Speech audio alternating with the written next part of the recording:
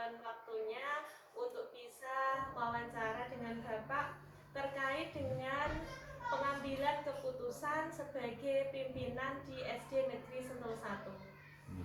Pada kesempatan kali ini Pak, ada beberapa pertanyaan yang ingin saya tanyakan kepada Bapak.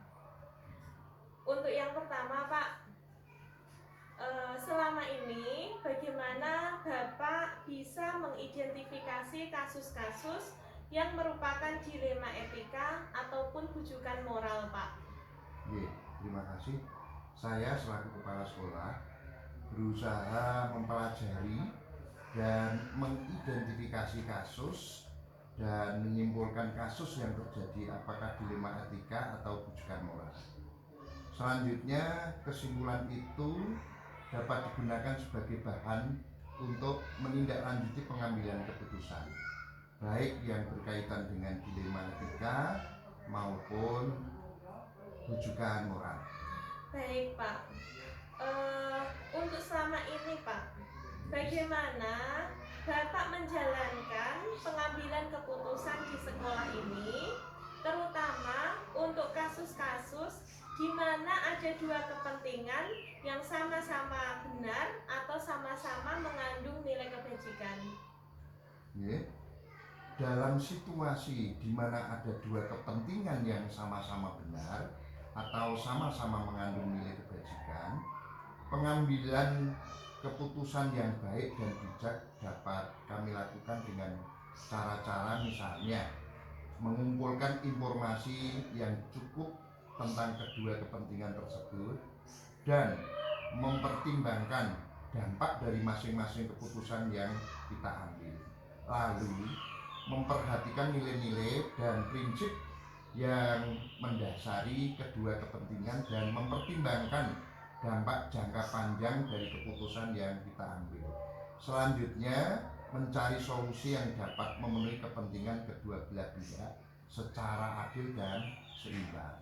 Baik Pak, langkah-langkah atau prosedur seperti apa yang biasa Bapak lakukan selama ini Pak? Terima kasih.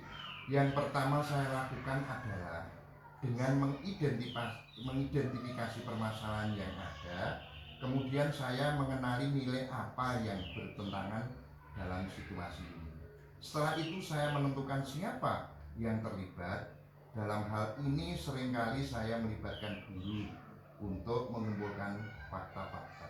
Kemudian saya akan melakukan pengujian benar salah, melakukan resolusi, mencari kemungkinan penyelesaian selanjutnya yang saya akan membuat keputusan kemudian merefleksikannya. Baik Pak, hal-hal apa yang selama ini Bapak anggap efektif dalam pengambilan keputusan pada kasus-kasus dilema etika Pak? Ketika kita berhadapan dengan dilema etika, hal yang cukup efektif dalam pengambilan keputusan saya adalah menggunakan 3 prinsip resolusi, yaitu 1. Berpikir berbasis hasil akhir. Kemudian yang kedua, berorientasi pada aturan yang benar. Kemudian yang ketiga adalah mengutamakan rasa peduli. Baik Pak, selama ini Pak, apa yang merupakan tantangan dalam pengambilan keputusan pada kasus-kasus dilema etika Pak? Menurut saya, dilema etika adalah permasalahan yang memang sangat sulit untuk diputuskan karena menyangkut hal yang sama-sama benar. Itu adalah tantangannya.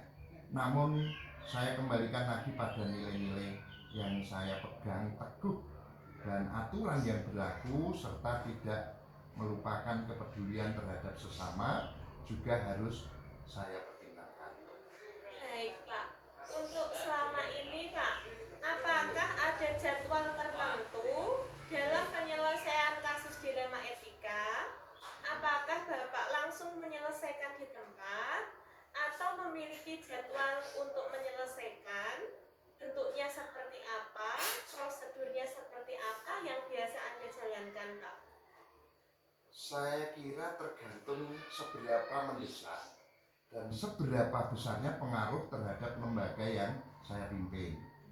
Jika memang memerlukan waktu dan pihak-pihak lain yang terlibat, maka saya membuat alokasi khusus untuk penyelesaian ini. Baik Pak, menurut Bapak, adakah seseorang atau faktor-faktor apa yang selama ini mempermudah atau membantu Bapak dalam pengambilan keputusan dalam kasus-kasus dilema etika? Sebagai seorang kepala sekolah, tentunya saya harus mampu membuat keputusan berdasarkan nilai-nilai kebajikan yang saya pahami. Namun juga melibatkan dewan guru atau pihak lain yang terkait. Baik Pak, untuk pertanyaan yang terakhir Pak, dari semua yang sudah Bapak sampaikan, pembelajaran apa yang bisa dipetik dari pengalaman Bapak mengambil keputusan tentang dilema etika? Saya kira semua permasalahan bisa dicari jalan keluarnya atau solusinya jika kita diskusikan bersama dengan mengacu pada nilai-nilai aturan yang berlaku dan mempertimbangkan dampak baik buruk, di mana dampak buruk yang paling minimal yang kita ambil. Baik Pak, terima kasih untuk diskusi atau wawancara pada pagi hari ini. Semoga bermanfaat untuk saya Pak selaku calon guru penggerak angkatan 11 Kabupaten Pati. Terima kasih atas kesempatannya. Saya akhiri. Assalamualaikum warahmatullahi wabarakatuh. Waalaikumsalam warahmatullahi wabarakatuh.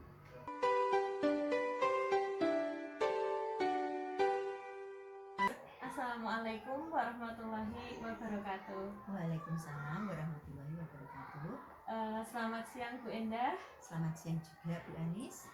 Bagaimana kabarnya untuk siang hari ini? Alhamdulillah baik dan sehat.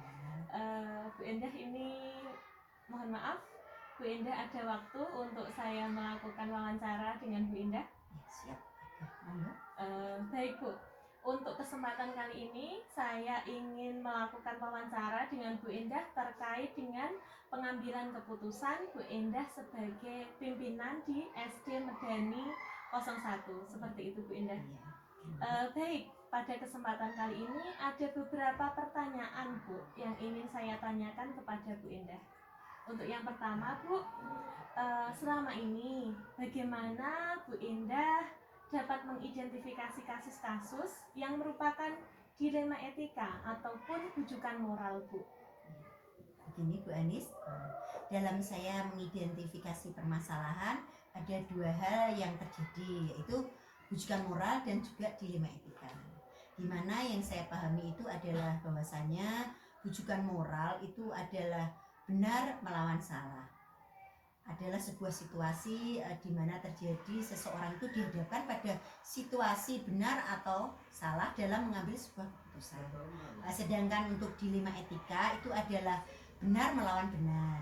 Adalah sebuah situasi yang di mana terjadi seseorang itu dihadapkan pada situasi keduanya benar, namun bertentangan dalam mengambil sebuah keputusan. Seperti itu Bu Anis. Baik Bu, terima kasih. Untuk selanjutnya Bu, selama ini Bu, bagaimana Bu Endah itu menjalankan pengambilan keputusan di sekolah, terutama untuk kasus-kasus di mana ada dua kepentingan yang sama-sama benar atau sama-sama mengandung nilai kebajikan? Ya, sebagai seorang pimpinan atau pemimpin di SD saya ini Mbak, ketika saya dihadapkan dalam situasi mengambil keputusan ini, tentunya kita harus mengidentifikasi masalah itu terlebih dahulu. Kemudian apakah kasus tersebut itu berada di bujukan moral atau di dilema etika. Selanjutnya ada beberapa hal yang perlu kita lakukan untuk mengambil keputusan, yaitu kita harus memperhatikan adanya 4 paradigma dilema etika, 3 prinsip, dan juga 9 langkah pengujian keputusan. Baik Bu, untuk selanjutnya Bu, langkah-langkah atau prosedur seperti apa yang biasanya Bu Endah lakukan selama ini Bu? Yang saya lakukan ya Mbak ya, pertama kali itu adalah dengan mengidentifikasi permasalahan yang ada. Kemudian saya akan mengenali nilai apa yang bertentangan dalam situasi ini.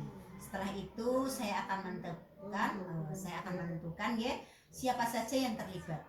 Dalam hal ini seringkali saya itu melibatkan guru-guru saya di SD saya Mbak untuk mengumpulkan fakta. Kemudian saya akan melakukan pengujian benar salah, melakukan 3 prinsip resolusi, mencari kemungkinan penyelesaian atau opsi trilema. Selanjutnya saya akan membuat keputusan kemudian merefleksikannya juga. Baik Bu, untuk selanjutnya Bu, hal apa saja sih Bu yang selama ini Bu Endah anggap efektif dalam pengambilan keputusan pada kasus-kasus dilema etika Bu? Ketika kita berhadapan dengan kasus dilema etika, hal yang cukup efektif dalam pengambilan keputusan pada kasus dilema etika itu adalah dengan menggunakan 3 prinsip resolusi, yaitu berpikir berbasis hasil akhir, berorientasi pada aturan yang benar, dan juga yang ketiga mengutamakan rasa peduli. Kemudian saya juga akan memperhatikan dampak jangka panjangnya juga yang merupakan hal efektif atau tidak. Selain itu juga seringkali saya melakukan diskusi dengan para guru dan juga pemangku kepentingan yang ada di sekolah saya guna menyelesaikan sebuah kasus atau permasalahan yang sedang terjadi. Itu Bu Anis. Baik Bu, selanjutnya Bu, hal-hal apa saja yang selama ini merupakan tantangan Bu dalam pengambilan keputusan pada kasus-kasus dilema etika? Ya, kalau menurut saya dilema etika itu kan permasalahan yang memang agak sulit nih untuk diputuskan karena menyangkut hal yang sama-sama benar gitu Bu Anis. Nah, untuk itu yang merupakan tantangannya itu. Namun saya kembalikan lagi pada nilai-nilai yang saya pegang teguh dan aturan yang berlaku, serta tidak lupa adanya kepedulian terhadap sesama juga harus saya pertimbangkan. Baik Bu, untuk selama ini Bu, apakah Bu Endah itu memiliki jadwal tertentu untuk penyelesaian kasus dilema etika? Apakah langsung menyelesaikan di tempat atau memiliki jadwal untuk menyelesaikannya? Prosedurnya itu seperti apa Bu yang Anda jalankan? Untuk tata kelola sih tidak ada Mbak. Tergantung saja seberapa mendesak atau seberapa besarnya pengaruh terhadap lembaga yang saya pimpin. Jika memang itu memerlukan waktu dan juga pihak-pihak lain yang terlibat, maka saya akan membuat alokasi waktu yang khusus. Baik Bu, untuk selama ini menurut Bu Endah, adakah seseorang Bu atau faktor-faktor apa yang selama ini itu mempermudah atau membantu dalam pengambilan keputusan kasus-kasus dilema etika? Ya. Sebagai seorang kepala sekolah ya tentunya saya harus mampu Mbak untuk membuat sebuah keputusan dengan berdasarkan nilai-nilai kebajikan yang saya pahami. Namun di sini saya juga akan melibatkan dewan guru ataupun pihak-pihak terkait, juga bukan hal yang salah. Jadi saya akan melibatkan mereka semua dalam pengambilan keputusan sebuah keputusan, dan selama ini jika memang baik untuk siswa dan juga untuk keluarga.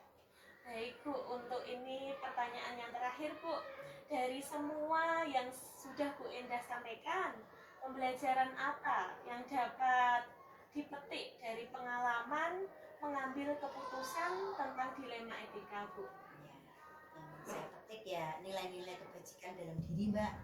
Ketika adanya prinsip pengambilan keputusan, adanya paradigma berpikir dan juga langkah-langkah dalam pengambilan keputusan itu menjadi dasar dari pengambilan keputusan yang bertanggung jawab.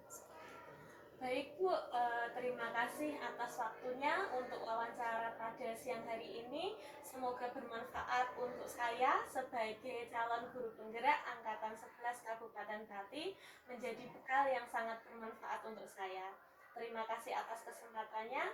Assalamualaikum warahmatullahi wabarakatuh. Waalaikumsalam warahmatullahi wabarakatuh.